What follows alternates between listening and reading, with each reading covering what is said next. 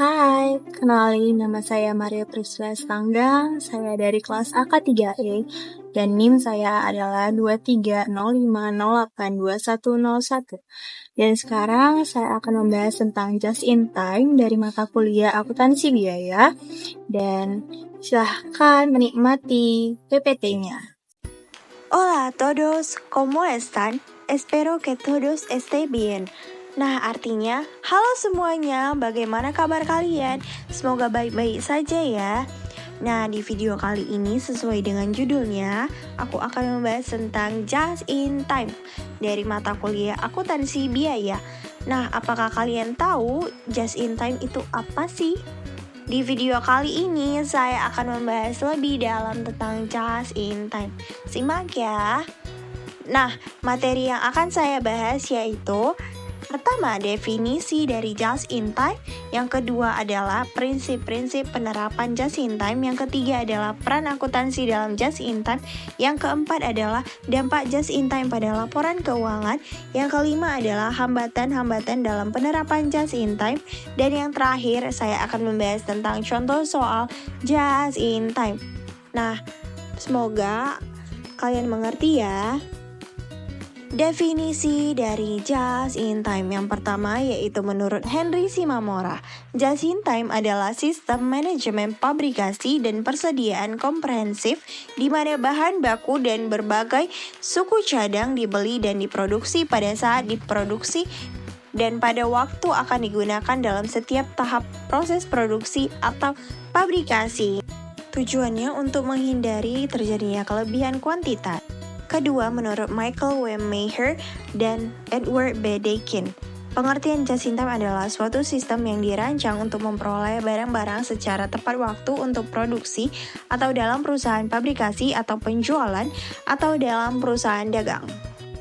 Ketiga, menurut Apex Dictionary tahun 2015, Just in Time adalah suatu sistem produksi yang dirancang untuk menghasilkan produk pada waktu yang tepat dengan mengurangi inventory dan meningkatkan efisiensi melalui penggunaan teknik-teknik seperti Just in Time Purchasing. Selanjutnya ada prinsip penerapan Just in Time, yaitu yang pertama ada menghilangkan pemborosan, yang kedua pengiriman dan persediaan tepat waktu, yang ketiga peningkatan kualitas, yang keempat perbaikan berkesinambungan, yang kelima kemitraan dengan pemasok, yang keenam pengendalian visual, yang ketujuh Kanban atau sistem produksi yang terjadwal sesuai pesanan, dan yang terakhir ada minimasi persediaan.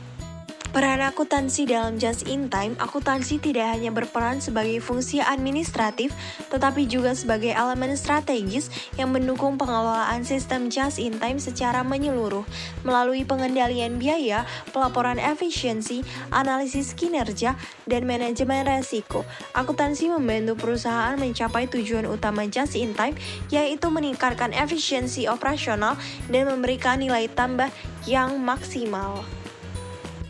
Peran akuntansi dalam Just in Time yang pertama, akuntansi berperan dalam pengendalian biaya, terutama biaya yang terkait dengan persediaan dan produksi.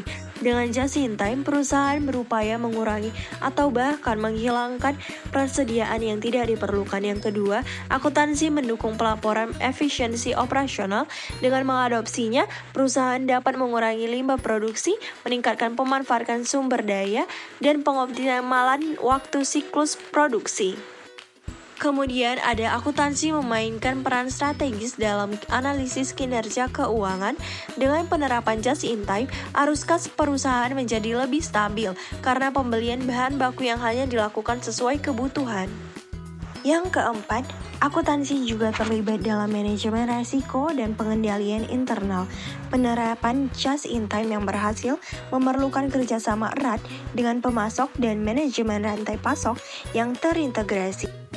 Kemudian ada dampak just in time pada laporan keuangan. Yang pertama, meningkatkan efisiensi produksi, kedua, responsif terhadap perubahan pasar, ketiga, meningkatkan kualitas produk, dan yang terakhir, optimalkan rantai pasokan. Just in time juga mempunyai hambatan, salah satunya yaitu ketergantungan pada pemasok. Just in time membutuhkan pemasok yang mampu menyediakan bahan baku secara tepat waktu dan konsisten. Keterlambatan pengiriman atau kualitas bahan baku yang tidak sesuai dapat mengganggu proses produksi. Selain itu, resistensi terhadap perubahan sering menjadi kendala karena karyawan dan manajemen membutuhkan waktu untuk beradaptasi dalam sistem yang baru. Selanjutnya, teknologi pendukung yang kurang memadai juga menjadi hambatan, terutama bagi perusahaan kecil atau menengah yang mungkin kesulitan mengalokasikan anggaran untuk investasi teknologi. Di samping itu, just in time sangat rentan terhadap gangguan eksternal seperti bencana alam, gangguan logistik, atau fluktuasi pasar yang tiba-tiba. Biaya awal untuk implementasi just in time juga relatif tinggi, mencakup pelatihan karyawan, pembelian teknologi, dan restrukturasi proses kerja. Nah, masuk ke contoh soal nih. Sebuah perusahaan menggunakan sistem just in time untuk memproduksi 500 unit produk setiap hari. Sebelum menggunakan just in time, mereka menyimpan bahan baku untuk produksi selama 10 hari di gudang dengan biaya penyimpanan Rp50.000 per hari.